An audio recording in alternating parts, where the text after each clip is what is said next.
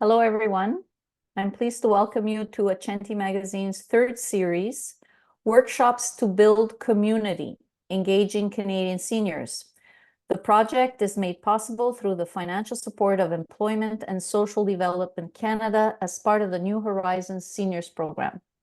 My name is Licha Canton, and I'm Accenti's founding editor-in-chief. We're pleased to present Workshop 1 in the third series today. This workshop is Emotional Intelligence, How to Get Smarter with Age, with Silvana PERNA. Our workshop leader, Silvana PERNA, is a clinical nurse specialist and a certified coach who leverages emotional intelligence principles to help individuals achieve their personal and professional goals. Silvana, it's a pleasure to have you with us today, and the microphone is yours. Thank you very much, Licha, for the nice introduction. I'm very happy to be here today, and I'd like to thank everyone for taking the time to choose to be here. Well, thank you. So I guess this is the time where I can share my presentation. So just give me a few minutes.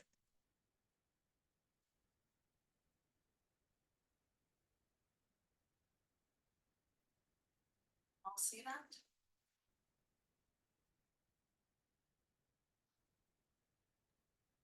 Yes. See it? Okay, great. Okay, so emotional intelligence and how to get smarter, and smarter in quotation marks, as some of you may have noticed, with age. So I thought that before we start, Licha gave you a little bit of a presentation on my professional background, but I thought I'd like to maybe tell you a little bit about who I am on a personal level.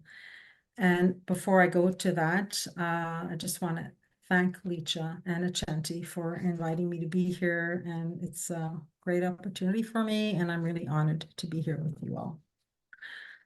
So on a personal background, I am a wife.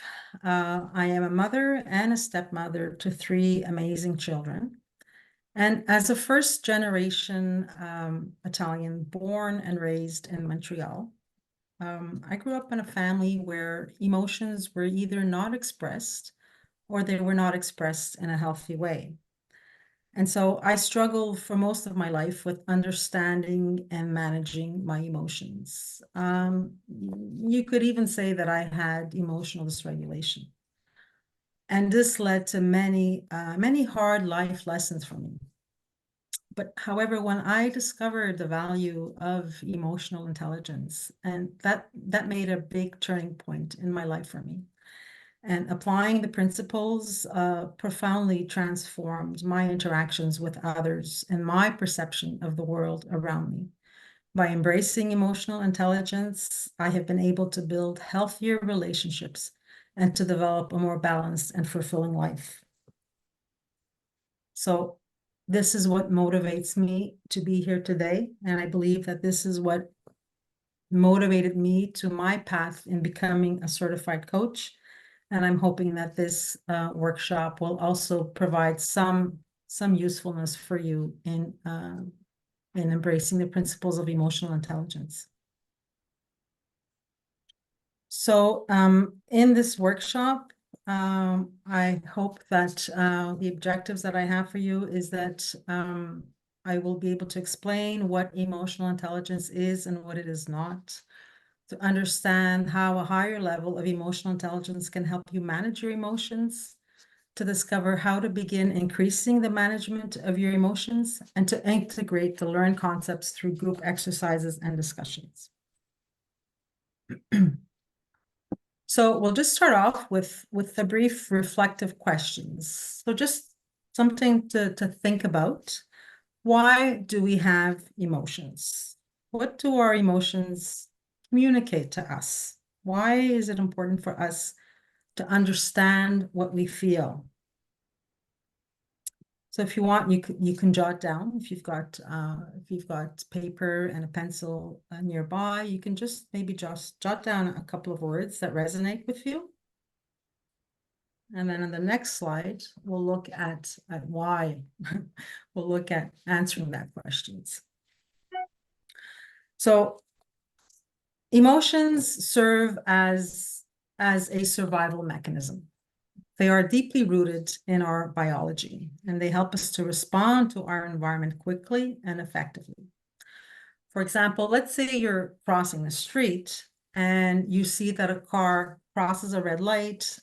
You may, immediately feel afraid, and this will prompt you to an immediate action to maybe step back so you don't get hit by the car. So in this case, your emotions serve as a survival mechanism. Emotions are also helpful in communication. They are a universal language. So they help us to communicate our needs and feelings to others without words. For example, usually if you see somebody smiling, it shows that they're feeling happy. Or if you see somebody crying, it may be an indication that they might be sad. Emotions also help us in making decisions. So they can influence us, they can influence the decisions that we make, guiding us toward what feels right or wrong. They can provide valuable information that helps us weigh options and make choices that align with our values and desires. They help us to build relationships. They are the glue that binds us to others. So they help us to form connections, build empathy. We're going to be looking at empathy and how that can help us to become more emotionally intelligent, and they help us to maintain social bonds. And finally, emotions help us to gain a greater self-awareness and allow us to grow. So they give us insight into what is our inner world. By understanding our emotions, we can learn more about our motivations, our strengths, and our areas for growth.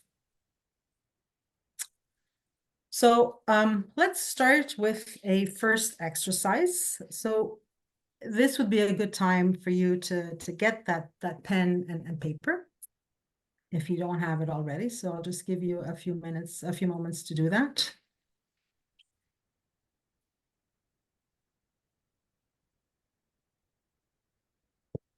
So let's see how understanding our emotions, let's see how these really play into real life situations or real life scenarios that may happen. So I'm going to read all of these possible situations, and once I'm done, then I'm going to give you a minute or so to just jot down what you think you would react or what kind of feelings you may have in each of these situations.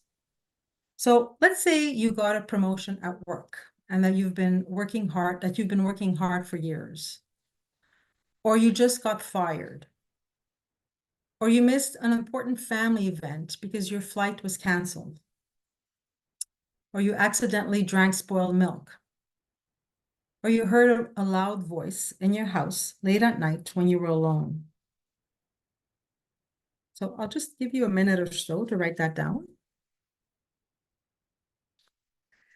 Okay, so if we get back to the exercise, so I'm wondering if you can share what you wrote down with regards to the first scenario. So you got a promotion at work that you've been working towards for years. How would you react to that? And what kind of feelings do you think might show up?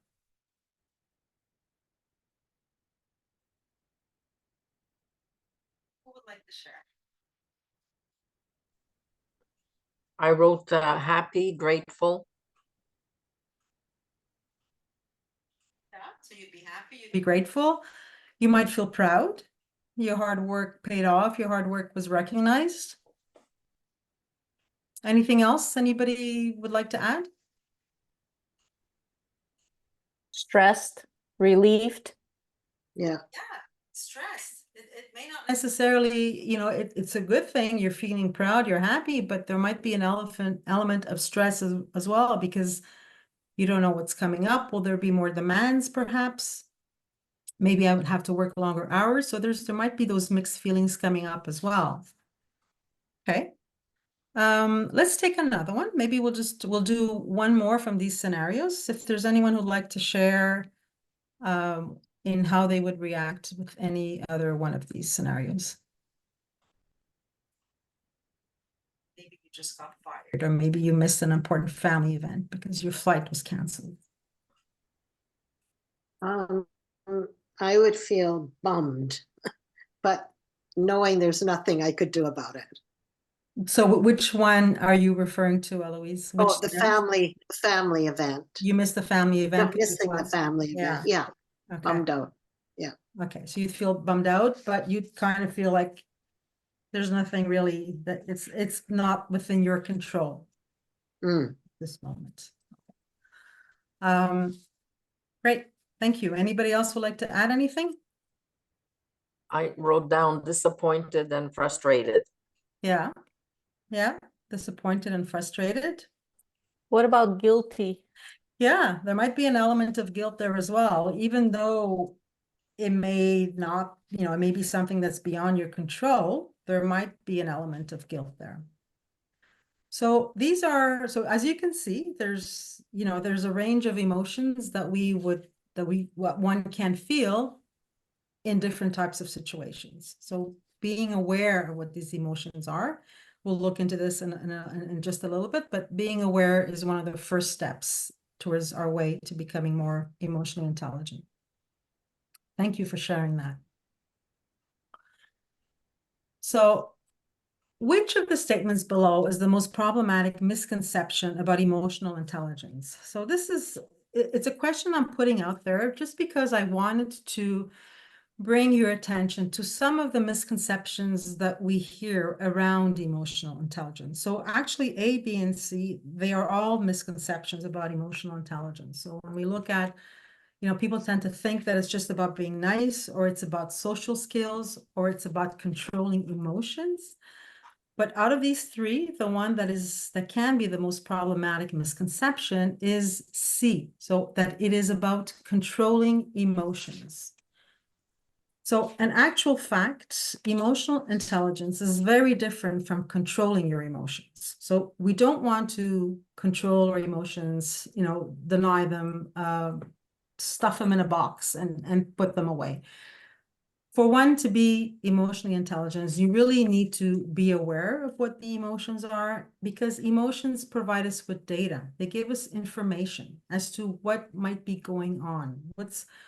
What are we experiencing? Why are we feeling this certain emotion? So it's using the data, the way that it presents itself, being aware of it, that is what contributes to being emotionally intelligent.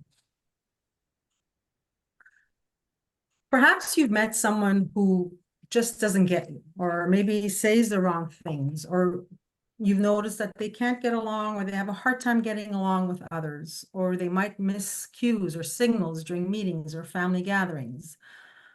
Or, it's hard for them to just have some common sense on different topics, or someone who may drive you crazy, or someone who has a high level, has a high IQ, but is awkward in interactions with others. So while a high IQ can lead to academic and technical success, a high level of emotional intelligence contributes significantly to personal well-being and social success.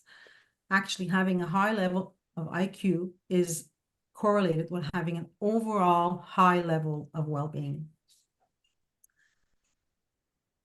So all this to say that interpersonal skills are important when we talk about having a high level of emotional intelligence. So we've looked a little bit at what people think is emotional intelligence, but this is not what it is. So it has nothing to do with being intelligent or having a high level of IQ or being able to control your emotions or others' emotions or even manipulating others.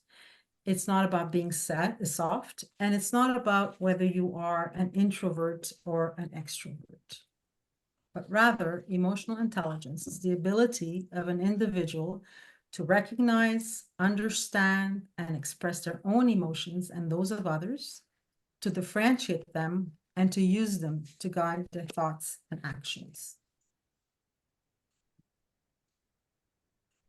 So emotional intelligence is the foundation for critical skills such as stress tolerance, having empathy, building trust, anger management, effective communication, conflict management, and relationship building. These are just some examples.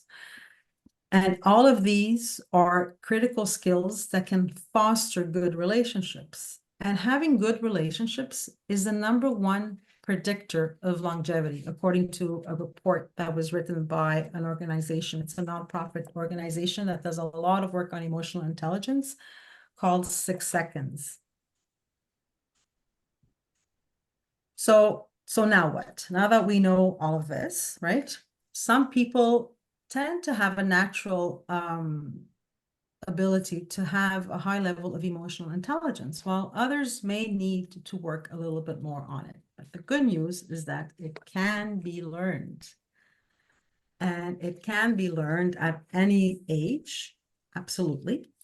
And you can upgrade your skills at any stage of your life. And in fact, age and maturity are positively correlated with emotional intelligence. How are we doing so far? Okay, great. So I've got another question for you.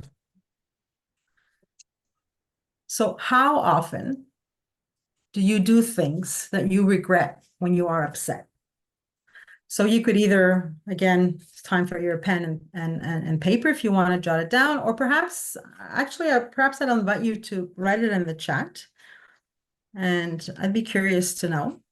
So would your answer be never, rarely, sometimes, generally, almost always, or always?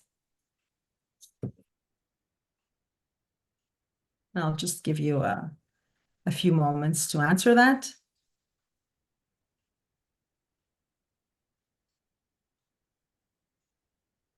So I see sometimes, I see generally. Anybody else want to pitch in there?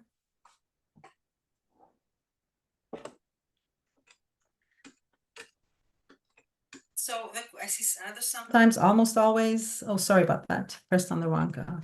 So someone's asking for clarification. So what this question is when you are feeling upset, do you tend to say or do things that you later regret?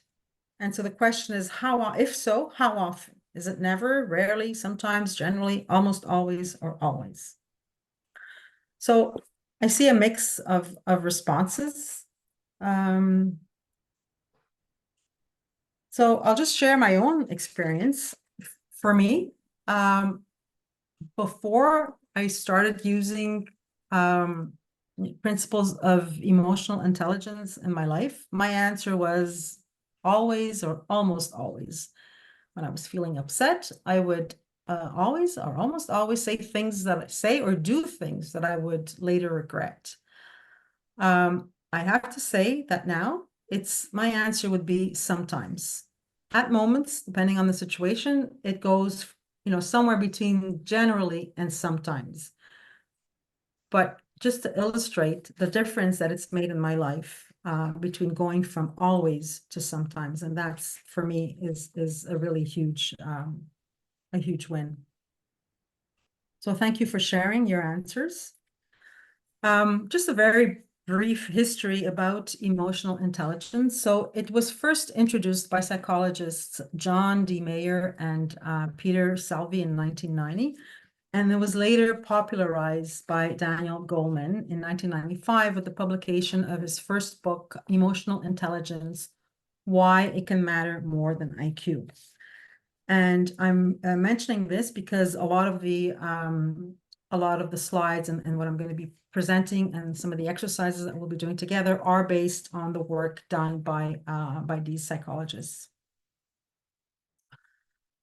So there are many ways to measure emotional intelligence, but the most common measures evaluate 4 distinct qualities. And these are self-awareness and social awareness, which relate to the things that I can see or the things that I can observe in myself and in others. And then we've got self-management and relationship management. And these are based on the things that I can do or the actions that I can take to manage myself and to manage relationships. So let's start with the first pillar, which is self-awareness. So self-awareness is a personal skill and involves knowing oneself. So what do I do? How do I observe myself with regards to my emotions? So it means seeing yourself as you are, understanding what you think and feel, and knowing your strengths and limits, to discover your tendencies and emotionally charged situations, and to be aware of what triggers you. So, for example, there might be certain conversations that you may have with perhaps with certain people in your surroundings that you may feel certain emotions around them. So how do you become more self-aware of these? So let's just take, I just like to show a little bit of how this can work in real life by using a metaphor of a ship lost at sea.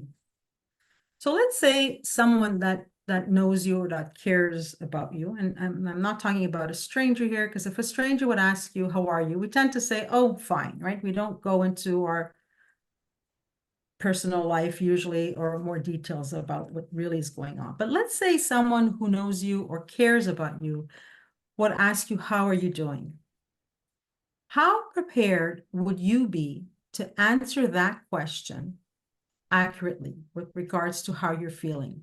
So for a lot of us, it's hard to really answer that question accurately, because we may not necessarily be in touch with our feelings, and our feelings may be like they are unfamiliar territory.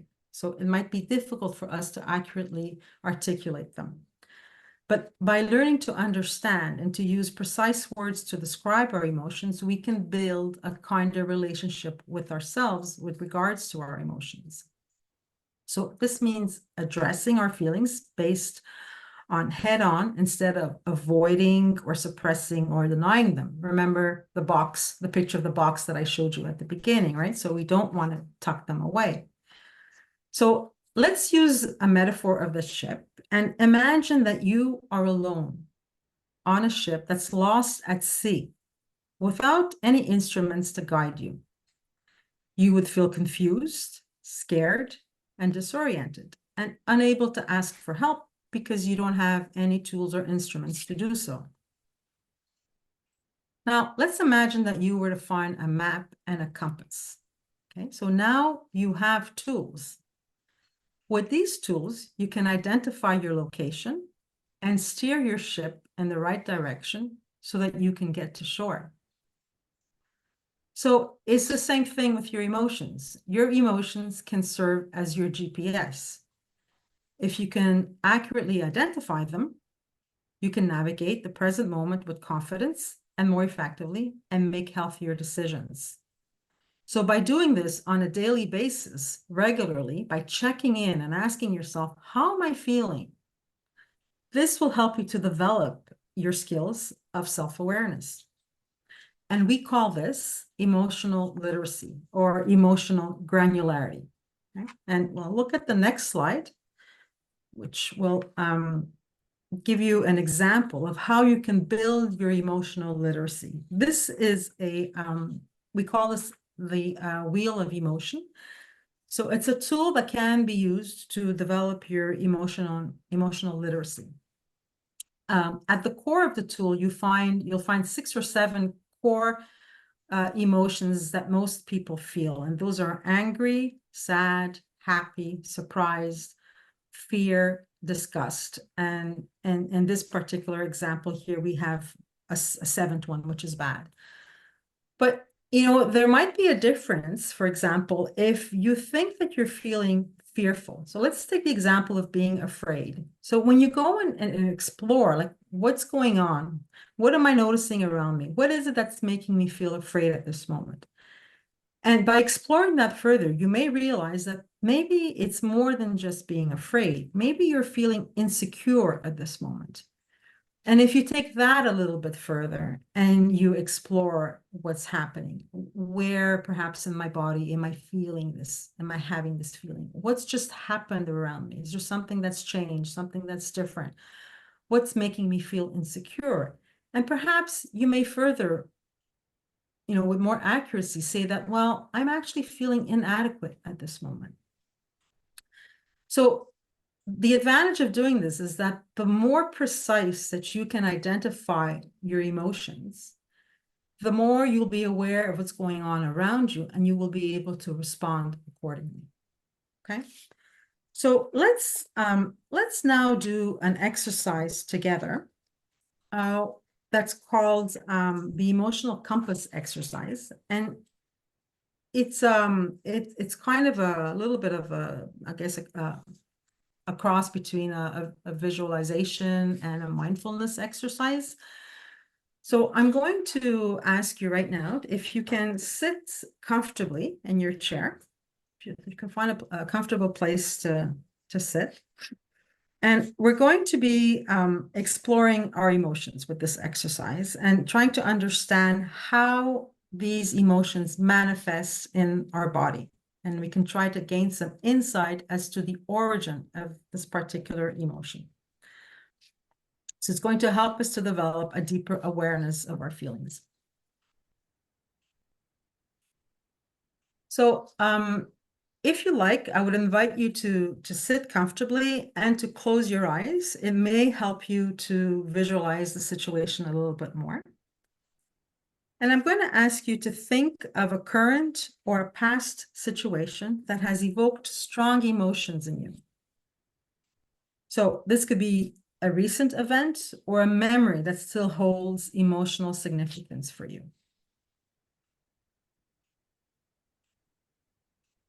So perhaps you can start by taking a few deep breaths.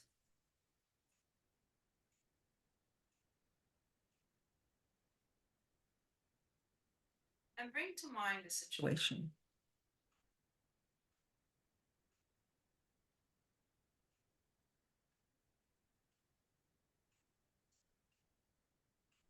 So once you have that situation in mind, identify the emotion that it evoked.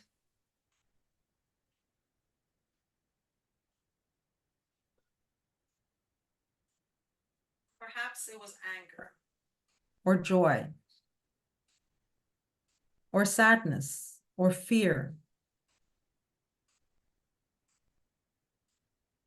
surprise, or maybe it was another emotion.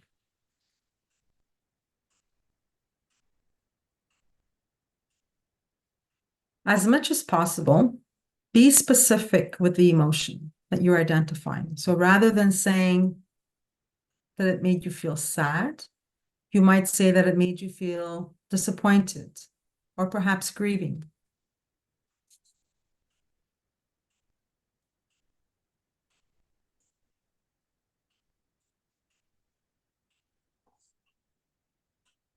Now we're going to feel the emotion in your body.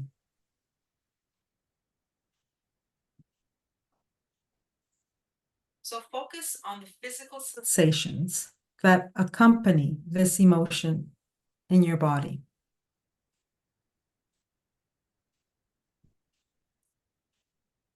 Where do you feel it in your body? For example, is it a tightness in your chest? Or maybe you feel a knot in your stomach.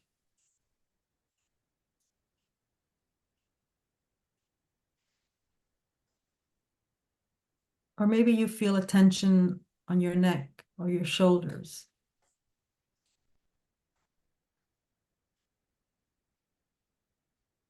Or it might be you feeling warmth in your heart.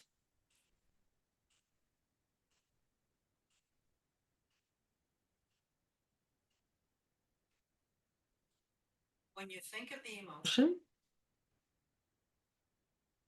do you see the emotion expressed in a color, a texture,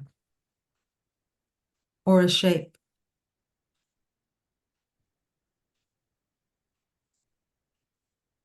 Perhaps it feels heavy and dark.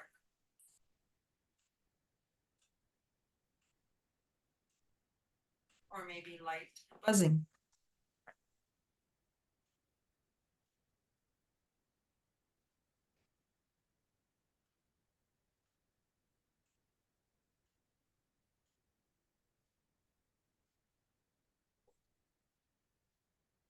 So now we're going to allow yourself to sit with the emotion.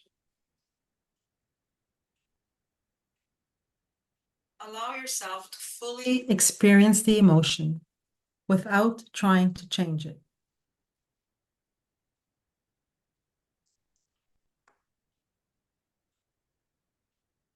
As much as you can, observe it with curiosity and openness.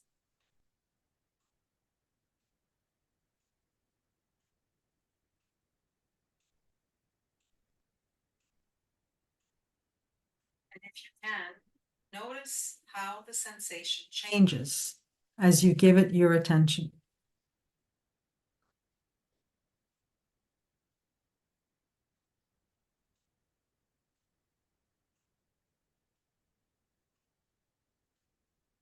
So now we're going to try to understand the emotion.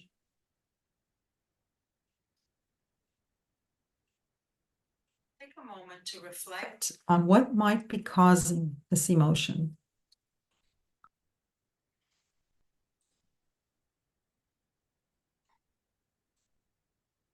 Is it linked to a specific event or a person?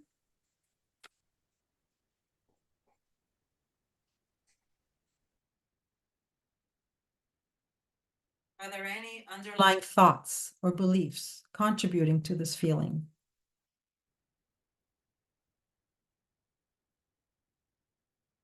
Is there perhaps a personal value that you think it may be unaligned with?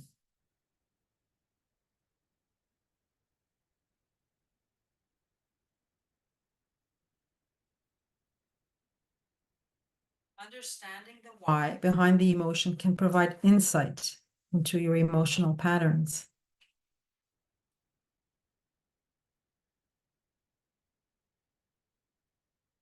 Remember that all emotions are valid.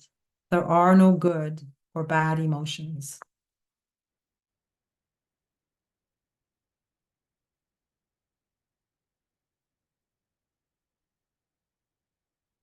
Find a way to accept your emotion as part of your human experience.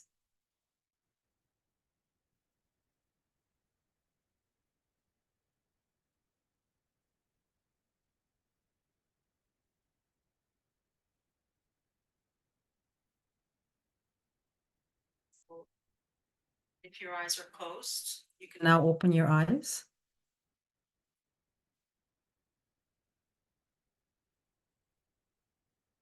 How was that?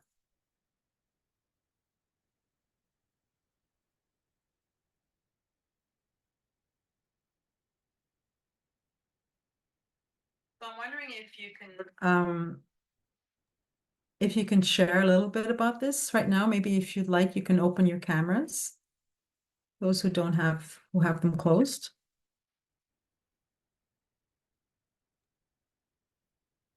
Hannah, I see your hand is raised.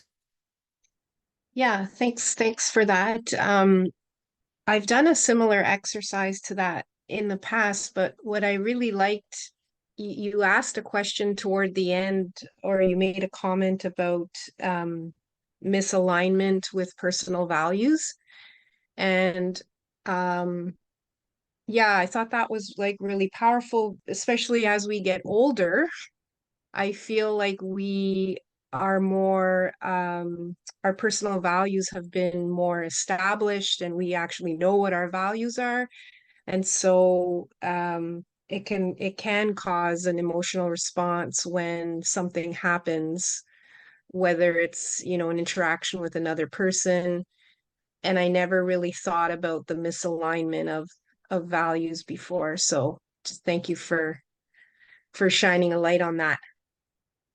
Thanks to you, Anna, for bringing that out. And that's actually, I think, a really important point that you're bringing out, because values change throughout the course of our lives. So what may have been something that was part of our value system when we were younger, perhaps is not, as you mentioned right now. And it could even change even as an adult. It can change depending on circumstances. And being in tune, being aware of what our values are, is a very powerful and useful way of understanding our emotions, because we tend to act or react based on what we think is important to us and what is part of our value system. So thank you. So I'm just wondering about, if you were able to feel it in your body, and where in your body you felt the emotion that you identified.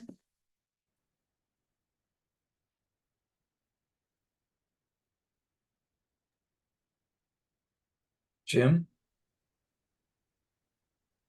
I was thinking about the loss of someone, which came as a shock. And what I felt was, when I was thinking about this, was just a heaviness in my body, like a real physical heaviness, a bit of tightness in the chest, but a general body heaviness. Just, I don't know, lethargic, but just heavy.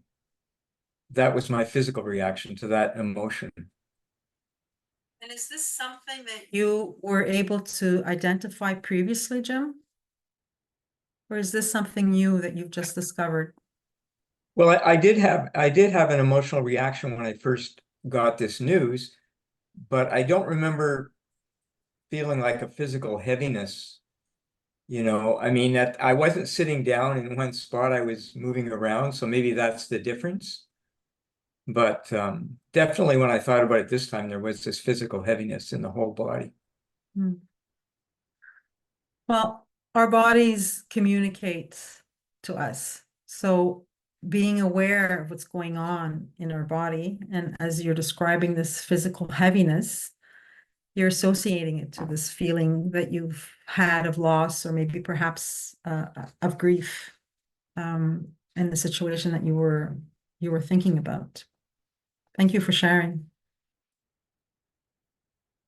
Anybody want to share any insights that they've had with this exercise about the emotion that they identified? I would, Katerina? yes. I think at times negative emotions are not put forth right away.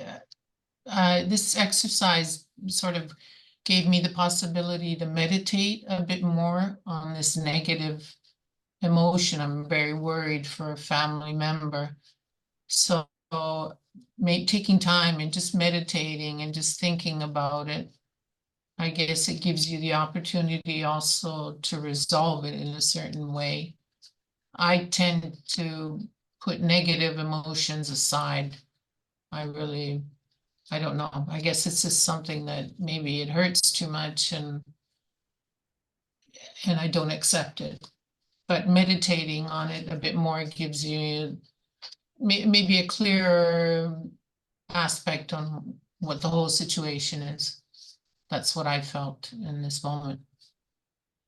So what I'm hearing is that it can give you an opportunity for clarity as to what's going on right now. Exactly, yes. Thanks for sharing, Katerina.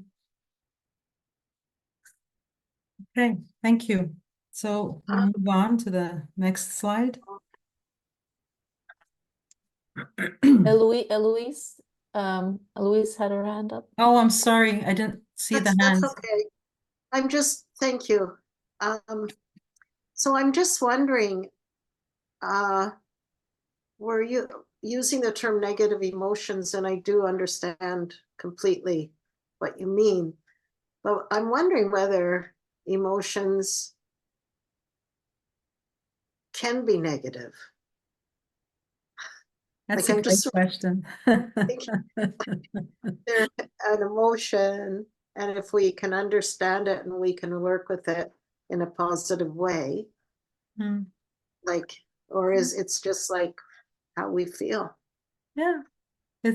Well, if you remember when I showed you the wheel of emotions, Mm. there are the 6 basic emotions that humans tend to feel, right? And we tend to associate anger and sadness, more as negative emotions.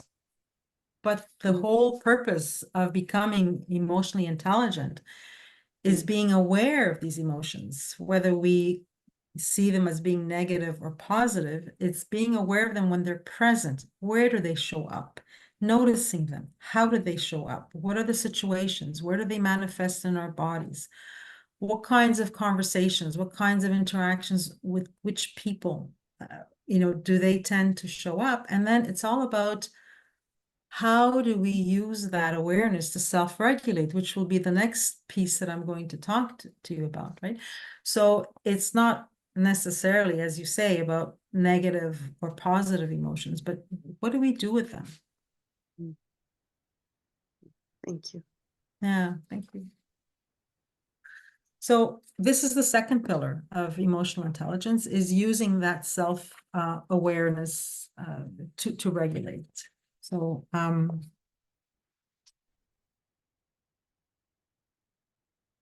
mentioned triggers earlier on.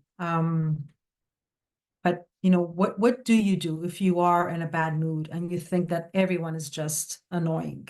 And I mean, do you ever get days like that where everybody gets under your skin? So what is going on, and how well do you know your triggers?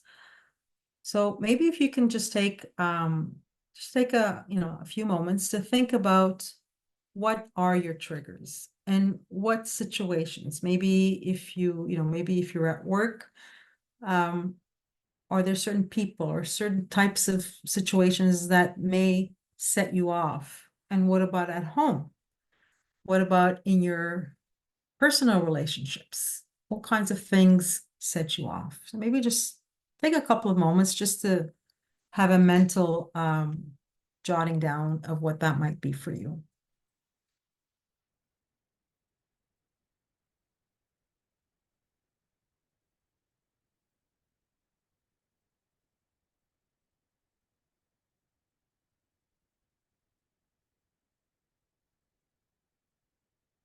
Okay, so I really like this image of an anchor because I find it to be a very powerful image that I use for myself personally when I'm feeling that I'm having high emotionality. And I also use it a lot with the work that I do with my clients. It serves as a reminder that we all possess all the resources that we need within ourselves to manage ourselves and to manage our emotions as they show up.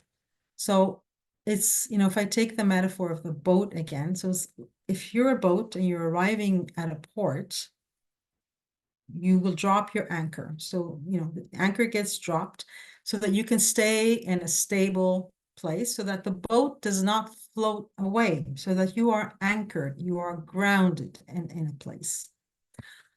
However, when difficult situations show up, and they will show up because that's just part of life, right? Then what do we do with that? So the chain will give you enough flexibility to navigate through your emotions without losing the grounding that the anchor provides for you. So this is one image that I really, really like. A similar way of using this is by, maybe thinking of another image that's important to you that you can use to anchor yourself when you want to feel a certain way. So for example, if you have a picture of your childhood, or maybe a picture of your parents when they were younger, or a picture of your children or your family that brings a certain feeling. Perhaps it brings a feeling of love or a feeling of joy in your heart. That is something that can also be used to anchor that feeling. So it can anchor the positive feelings that you want to obtain. Another similar example to the anchor could be a tree, right? Where you've got the roots of the tree are similar to the anchor that are, they solidify you and they ground you. So they're deep in the earth. regardless of whether there's a storm going on. So it could be, you know, a physical storm, but it could also be an emotional storm that is moving the branches of the tree. So regardless of what's going on, your roots are anchored in the ground. How are we doing? So maybe this could be time to take a couple of breaths before we move on to the next slide. So how about if I just invite everyone to just close their eyes and just take a deep breath in. And then when you exhale, just have a longer breath out. So take one breath in and then a breath out.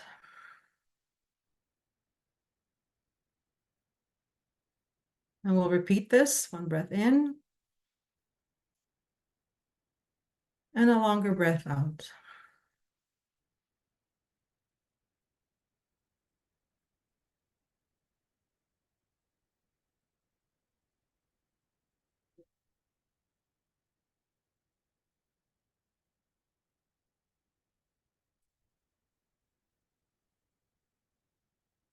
So we're now at the third pillar in developing emotional intelligence, and this is the awareness of others' emotions. So here we return to a personal skill related to what we see or what I observe in others. Okay, so it's an awareness of others' emotions is tied to empathy.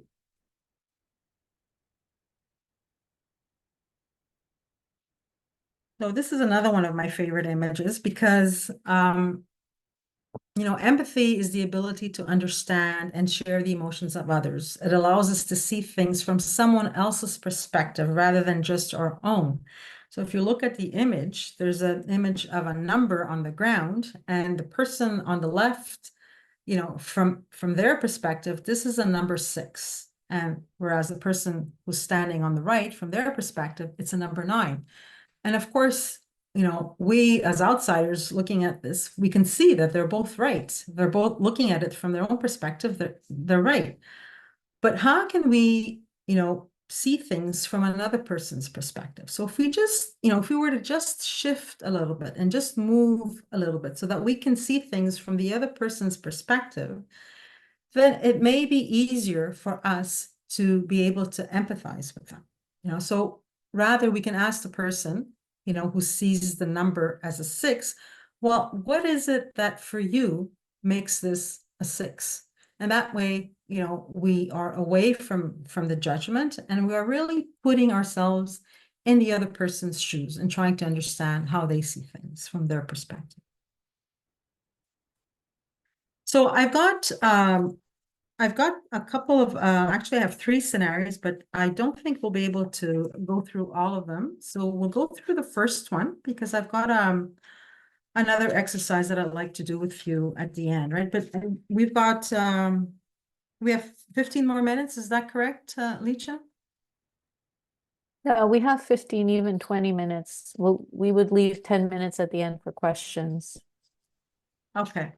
So we'll do the first one and we'll see how that goes. I'm not sure we'll have time for the other 2, but we'll start with this one. Okay, so this is a case scenario that I'd like to share with you on building. It's about building empathy. So your adult child is going through a divorce. So here's the scenario, and you know, if you don't have an adult child, you can replace that by a close friend or a sibling or anybody else that is close to you. So your adult child who has young children is going through a divorce.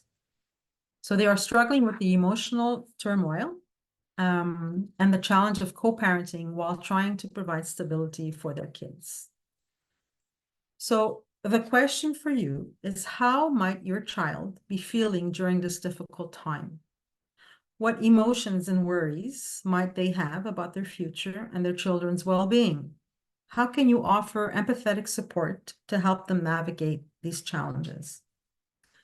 So I'd love to hear your thoughts and how, so if we start with the first one, how do you think your child or the person that you've identified might be feeling during this difficult time?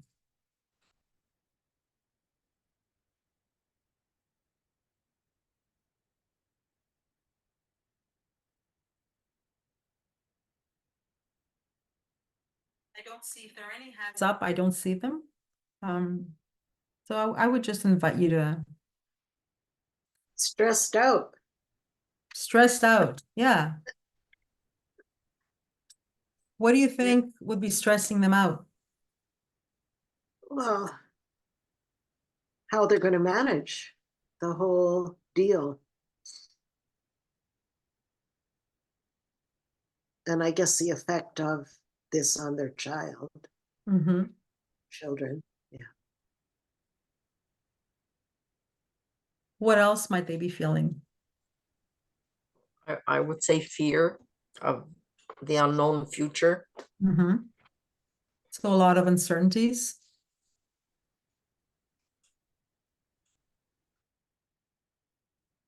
Anything else? There's some in the chat, Silvana. Thank you.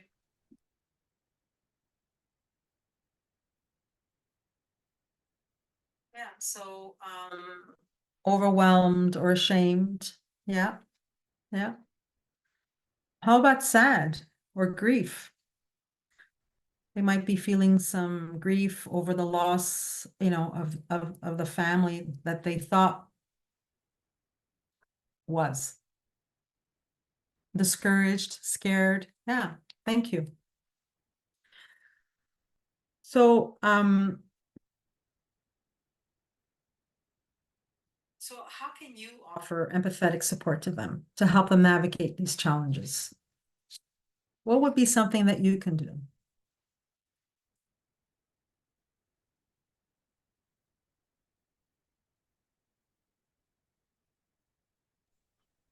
Well, I would say everything happens for a reason. You should figure out why this happened, what went wrong, and learn from those mistakes.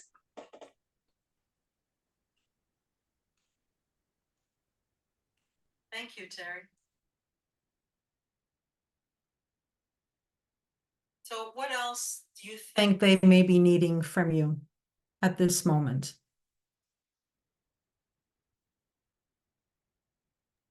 Support in whatever way they need. Yeah, support, validation of their feelings, listening. Yeah, these are good ones. Yeah. So what would that look like? What would validation of their feelings look like? Or what would listening look like? For me, it's a big one is to not jump to trying to solve their problem, like to jump to solution, just listen and actually not really say that much.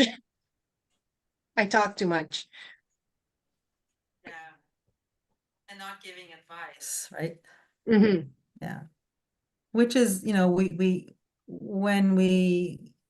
when it's someone that we love, it's almost a natural tendency to want to be able to rescue them, right? And to solve all their problems. And it's very easy to jump into solution mode. But really what they need is for us to be supportive, to validate their feelings, and to listen to them. Yeah. So actively listening to them without judgment, being present for them. And maybe just, asking them, what can I do for you? Asking them, what do you need right now? What can I do for you?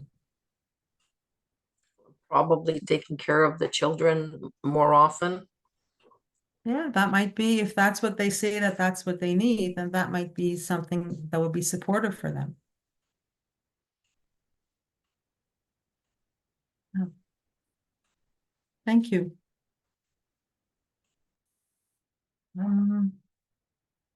So let's maybe we have time for one more.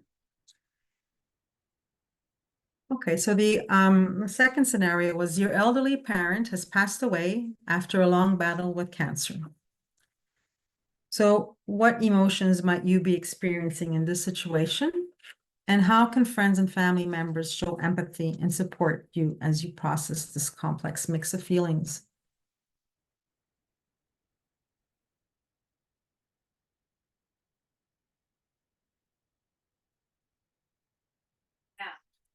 Sadness, relief. Anything else?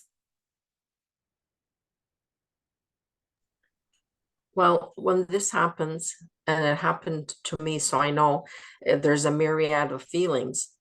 But in my case, how my friends and family members could help me is really to not try to help, to just leave me alone. It's a time where I felt I needed to be alone, and I couldn't bear having visitors, coming in with meaning well and, bringing food and whatever. I couldn't, that didn't make me, it didn't make it easier. It made it more difficult. So I guess we're all different in the way we grieve. It sounds like you needed your space at that time, Jerry. Absolutely. Thank you. I see loneliness, helpless. Yeah. What comes to mind to me is maybe an element of guilt as well for feeling relief.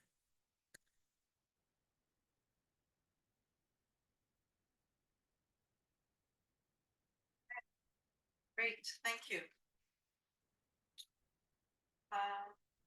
Maybe asking how one can help. And then in the case of Terry, they wouldn't be bringing so much or visiting so much. Yeah. We forget that we can just ask. We tend to, to perhaps assume that this is what the person might need, what might be the most helpful for them. But as Terry said, everybody reacts differently. So by asking them, what would be the most useful thing for you right now? How can I be more supportive for you? Yeah. Thanks, Elise. Can I add, please? Absolutely. Thank you. Sometimes people or myself, whatever, say, can I help? And I think that that's not the correct question. I think it's better to say, how can I help? I think there's a big difference. Yeah, thank you. Thank you for pointing that out. Yeah. Can I help? Sometimes it's almost like you might naturally have a tendency to say, no, fine, thank you. It's okay, I'm fine. How can I help? Or what can I do to help? Yeah, it sounds more active.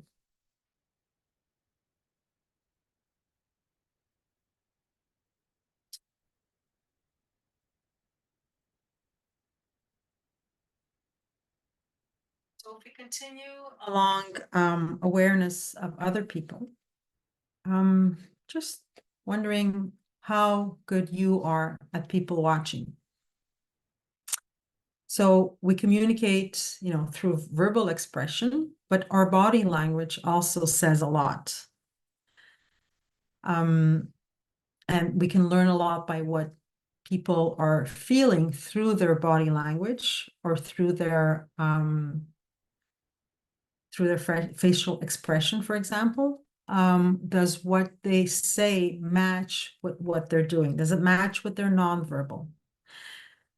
So these are things that perhaps we can fine tune and develop in ourselves so that we can become more aware of how other people might be feeling. So the human face is capable of expressing a wide range of emotions. And actually, it's been studied for a long time, and psychologists have been able to identify the 6 basic emotions that we looked at in the wheel of emotion that can actually be shown through facial expressions.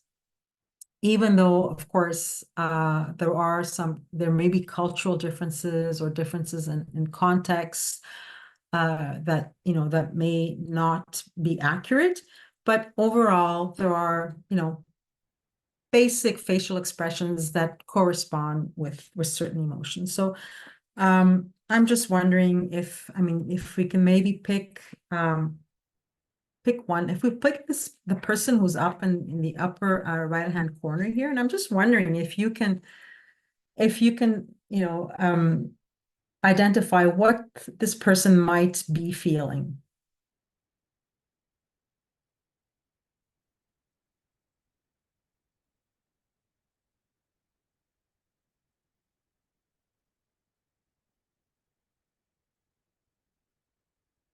Scorn.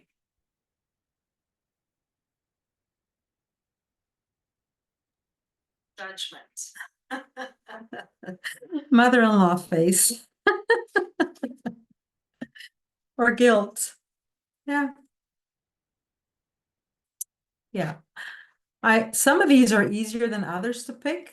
I think the person here in the lower left-hand corner, it looks more like the feeling of surprise. It's more obvious.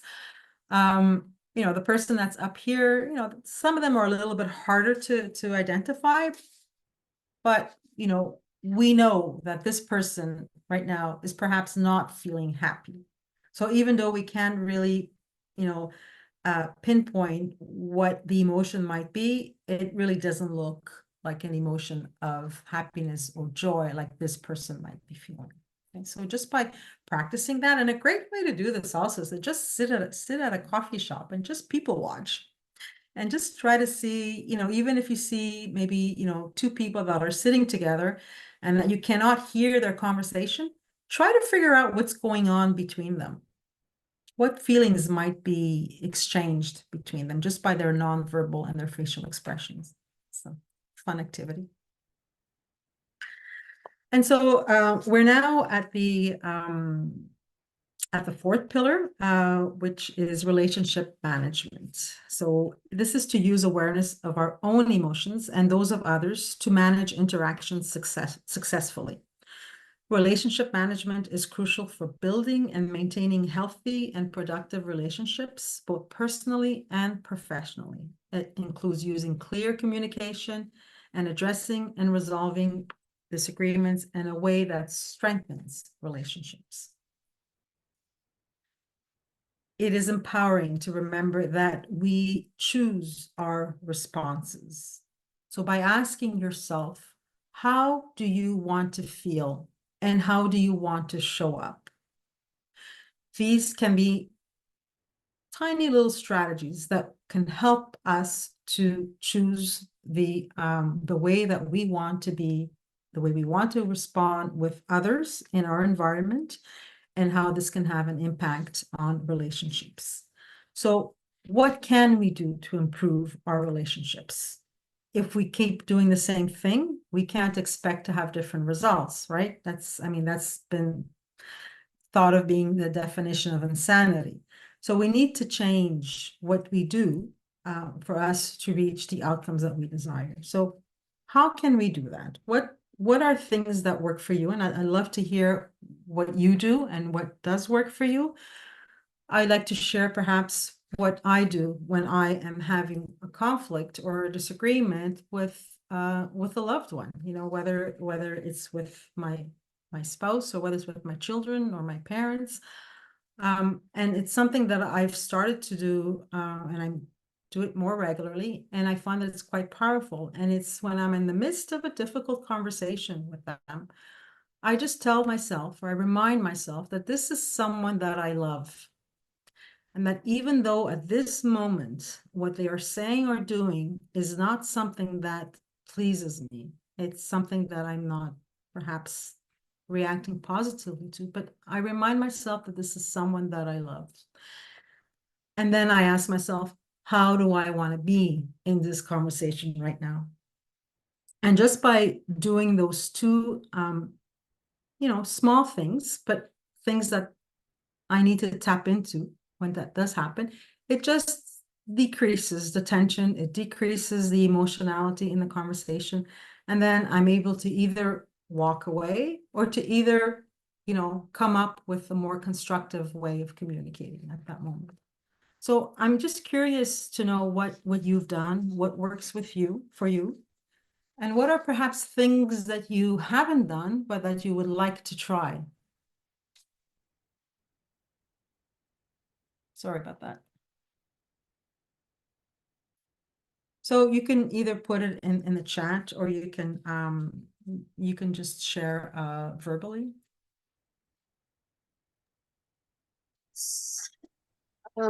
So I'm trying to not react right away because I don't do that well. And so with emails, I give myself 24 hours to answer because most people do that anyway. Usually I answer emails right away, but I'm trying to give myself space for that. And also if it's face to face, then I ask for time to think about it. So you actively ask for time to think about Yeah. things. Okay. Or I perhaps don't ask, but do say that I need time to think about it. Mhm. Okay. Thanks for sharing, Eloise. Anybody else want to share what works for them or something that they would be curious to try? Well, I try to figure out what's driving that person's behavior. Are they tired?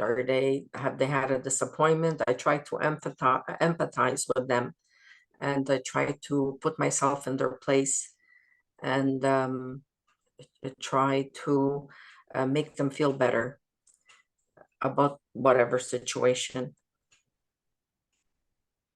Oh yeah, so that's empathy, right? So you're, Empathy, yeah. as you said, you're trying to empathize and trying to be see things from their perspective and what's going on.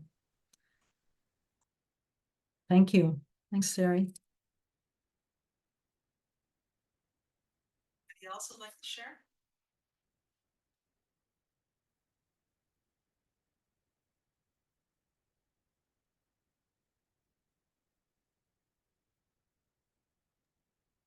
I noticed that I need energy to deal with difficult situations. And if I don't have the energy, I'm thinking specifically of my elderly parents and mother-in-law, like I will not go if I know I don't have the energy to deal with whatever. And it seems that every visit there's something to deal with. It's not just a social visit, there's something difficult to deal with. And so I started only going if I can be smiley and supportive. So what I'm hearing, Nietzsche, is that you listen to yourself and you listen to what's going on with you at this moment, and then you're assessing, is this the right time for me to be putting myself in this kind of a situation right now? Yep. Thanks for sharing. The other thing that maybe might be something that perhaps you can try is preempting, what we call preempting what may happen. So it's kind of a little bit about what Leach is bringing up, is if you know that you're going to go into a situation where you may get triggered, then it's coming up with a plan. Okay, so what am I going to do? How am I going to handle the situation if I get triggered? And how will I know that I'm getting triggered? So you know how we did the exercise where we looked at how the emotions show up in your body. So the more you do those kinds of exercises, the more you will know when you're being triggered. So once you start to feel that sensation, then that's like, oops, something's going on, right? It sends a message to your brain that I'm being triggered right now. I need to perhaps either move away from the situation, or I need to readjust maybe my tone of voice, or maybe I need to readjust, my thoughts. So it's being aware of those triggers and preempting the situations that will put you in that kind of a mode, or elicit certain emotions in you. So if you are able to avoid the situation, like Licha mentioned, you're looking at, well, I'm assessing this is not a good time for me to go into this kind of a situation right now, but sometimes you may not have that choice, or sometimes things may happen. Perhaps you're in a situation and you weren't expecting that to happen. So then you can look at, what's happening in my body. What are the triggers? What is triggering me right now? And of course, the other way is mindfulness. Mindfulness is a very useful way of you being in tune with your emotion. Actually, it helps with all 4 pillars of emotional intelligence. Mindfulness can help you be aware of your emotions. It can help you to regulate yourself by being aware of your surroundings. It helps you to be aware of the people around you. And by doing all of those 3 things, it helps you to provide the tools that you need and the resources that you need to act in appropriate manners, more effective communication, and to strengthen the relationships with the people around you. So mindfulness meditation involves 2 aspects. It involves attention and acceptance. The attention allows you to stay in the present moment and direct your awareness to your breath or other sensations in your body. And acceptance involves observing any feeling, thought, or sensation without judgment. Okay, so, the word judgment has come up a few times in this workshop. And I just also want to say that it's important that we recognize that as humans, we judge. Okay, it's part of what we do as humans. Recognizing when you are judging and then coming back, right? Coming back to being non-judgmental is what's important. And, even exploring that judgment is, what is this judgment about? And what is it that's making me feel this way? And then coming back to a state of being non-judgmental. So if we have time, I'd like to end off with a mindfulness exercise. Do we have about, can I take about 5 minutes to do this? It may Yeah. even be a little bit shorter. Is that okay? Yes, yes. Okay, great.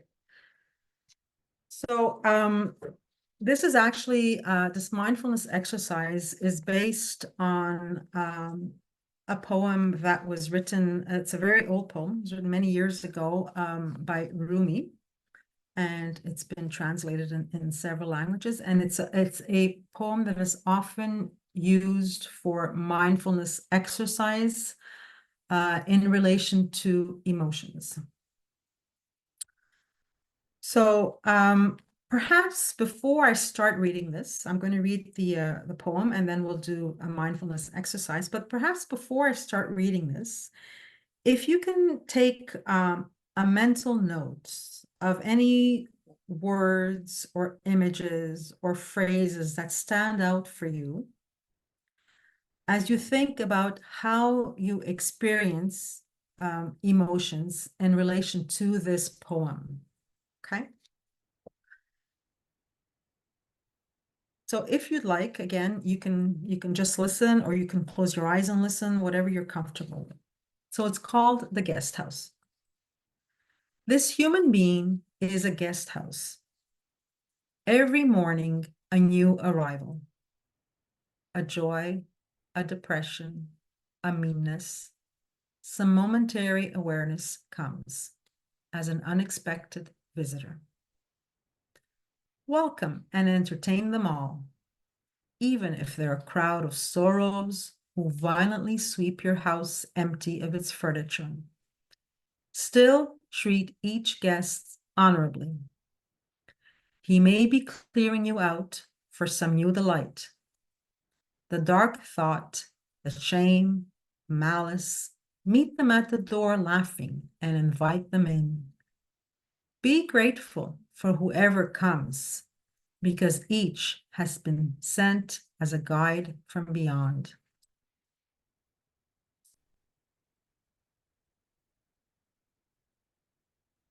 So,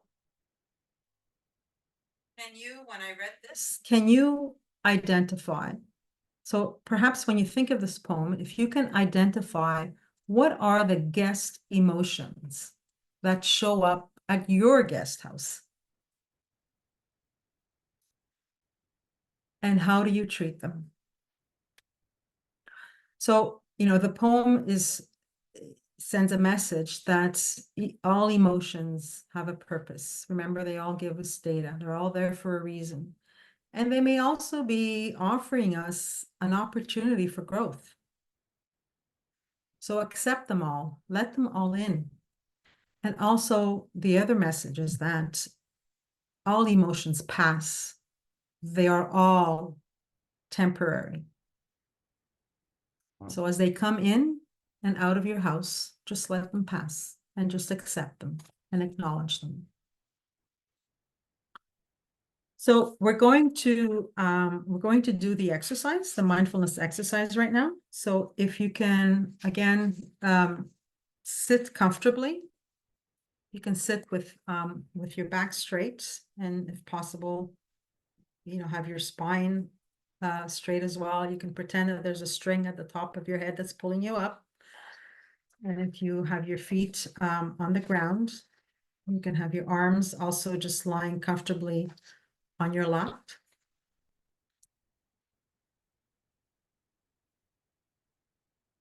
And when you're ready, I would invite you to close your eyes, and I will go through the mindfulness exercise.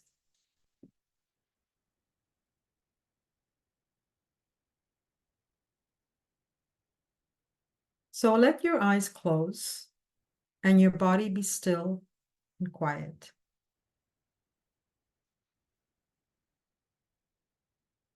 Now bring your attention to the top of your head. See if you can feel any little feelings or sensations.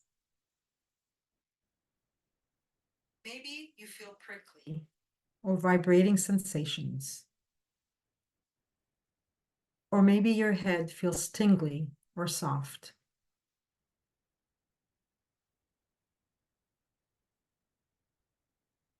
Just notice them. Just pay attention to the feelings.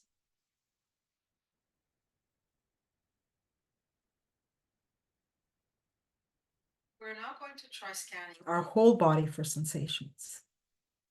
So a sensation is anything you can feel in your body. You may feel very strong sensations, or you may feel weak ones. Don't worry, anything you feel is fine. Also, you may not feel anything at all, and that's also fine. Just be curious, no matter what you feel.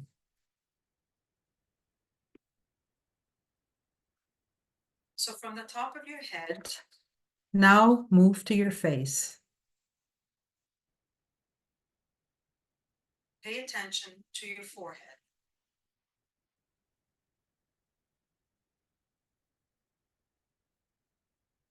Pay attention to your eyes. Relax your eyes.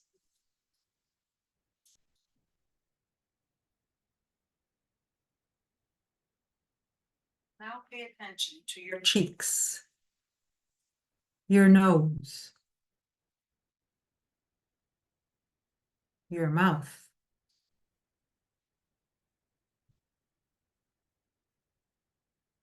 Relax your jaw.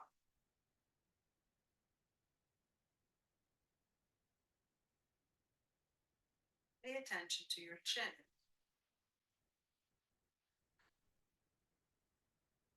Now go to the back of your head.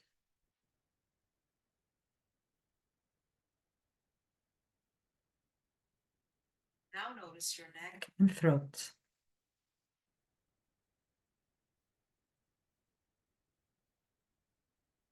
Then bring your attention to your left shoulder and resting your attention there.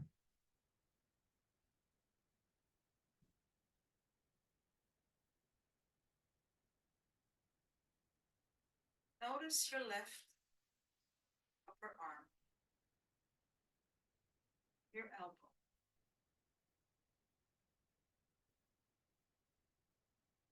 And now your lower arm and hand.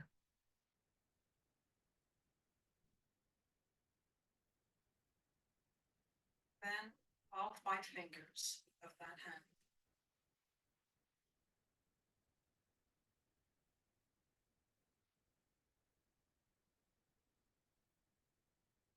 Now move your attention to your right shoulder.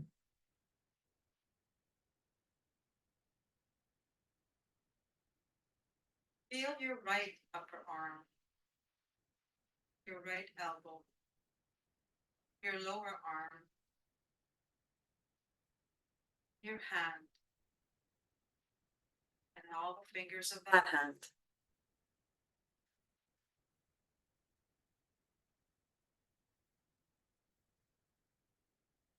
Now come back to your back and feel your upper back for any sensations.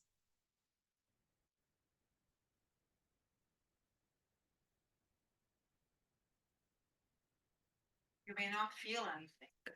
Or maybe you feel some discomfort, or some pressure, or tingles, or itches.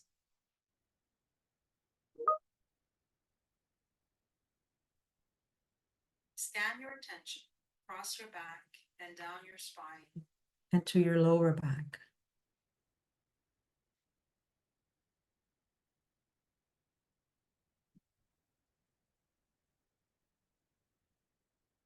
Now come up to your chest and feel the sensations in your chest.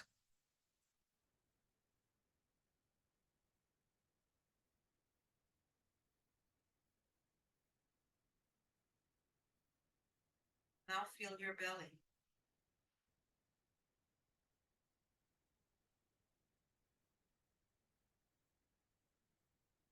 Notice where your body is touching the chair.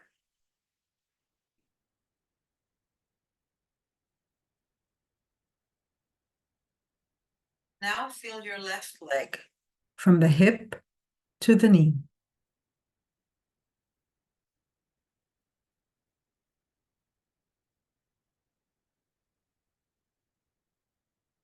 Feel the knee and the calf.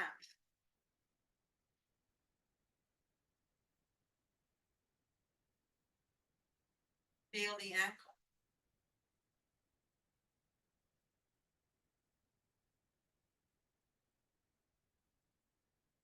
Feel the foot and all 5 toes.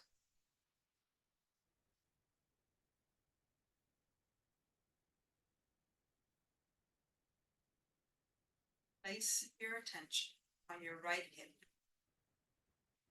and feel the right thigh, your knee, your calf, and feel your foot and all the toes on that foot.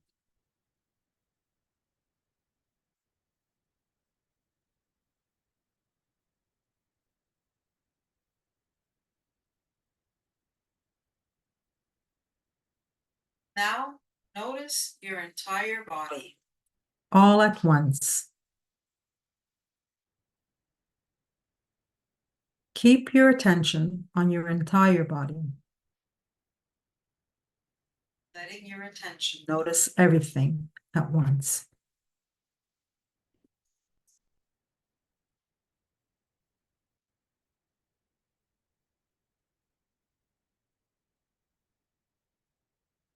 And when you're ready, you can open your eyes.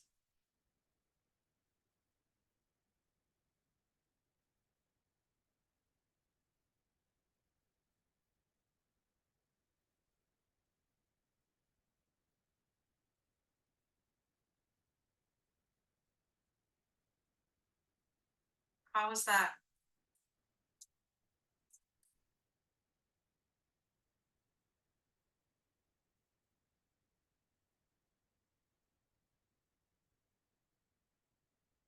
Was there anything that stood out for anyone?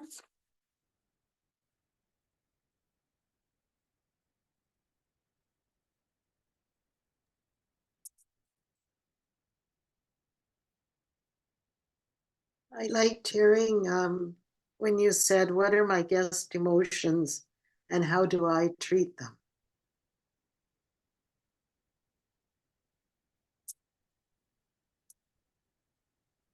Would you like to share more about that?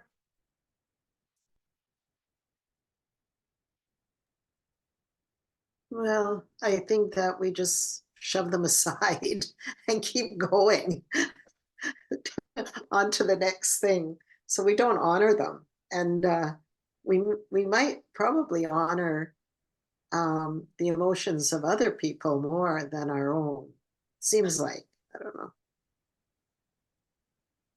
So what would change in your life if you were to acknowledge and honor all the guest emotions that come to your house? I'd never go out all day.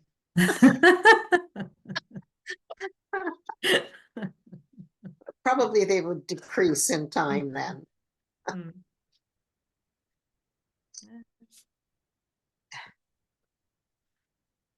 Thank you. Yeah, I also noticed in the chat, general feeling of relaxation. It was refreshing, very calming. Thank you.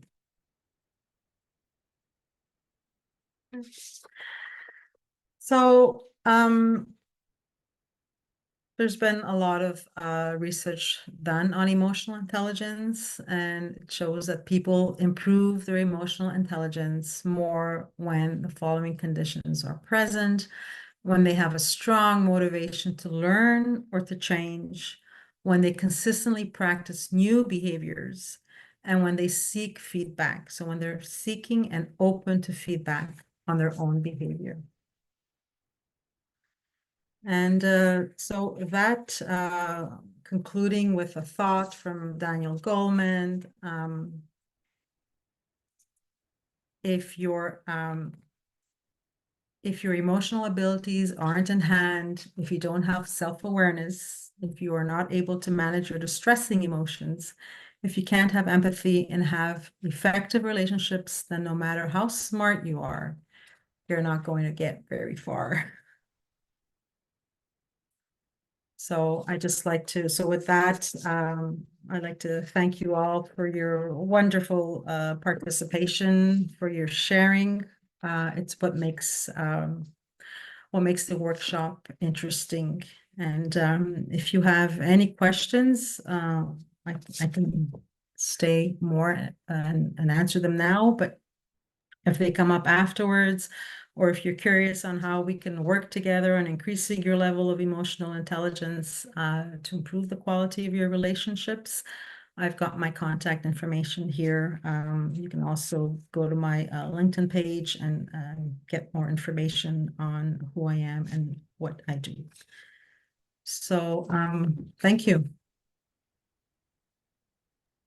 Can I ask one question? Is there time for one question? Yes. Okay. By practicing mindfulness more often, will I improve my emotional intelligence? Are they closely related, mindfulness and emotional intelligence? Well, mindfulness makes you aware, right? So it'll help you to be in the moment, right? And if you're feeling certain emotions arise, right, then being mindful of what's happening around you is one way of you being self-aware. So mindfulness can be practiced in several ways. One can be in doing exercises like what we did, with the guest house. And there's so many different mindfulness meditation exercises that you can do. But it's also about integrating mindfulness in your everyday, like moment by moment. So, for example, even just being here in this workshop right now is just to be mindful of what's going on around you, being mindful of what you're feeling right now in the moment. When you're brushing your teeth in the morning, when you're taking your first sip of coffee, how does that feel? How does it feel as it goes down your throat? So it's all just integrating that into all the things that you do on a daily basis will make you more mindful of the present moment. And by doing that, it'll make you more self-aware. So to answer, that's a long answer to your question. Yes, it will. Yeah, it will. Thank you. It's welcome. not that easy though. I realize that. No, it's not. It takes practice. It takes you know, commitment. It's that openness to wanting to change. Yeah. Okay, thank you. Yeah. And sometimes, you know, sometimes we do it. We have a routine going, and then something happens and there's a setback, but then we come back, right? We come back to it. So it's that wanting to come back, that desire to always wanting to make things better for us.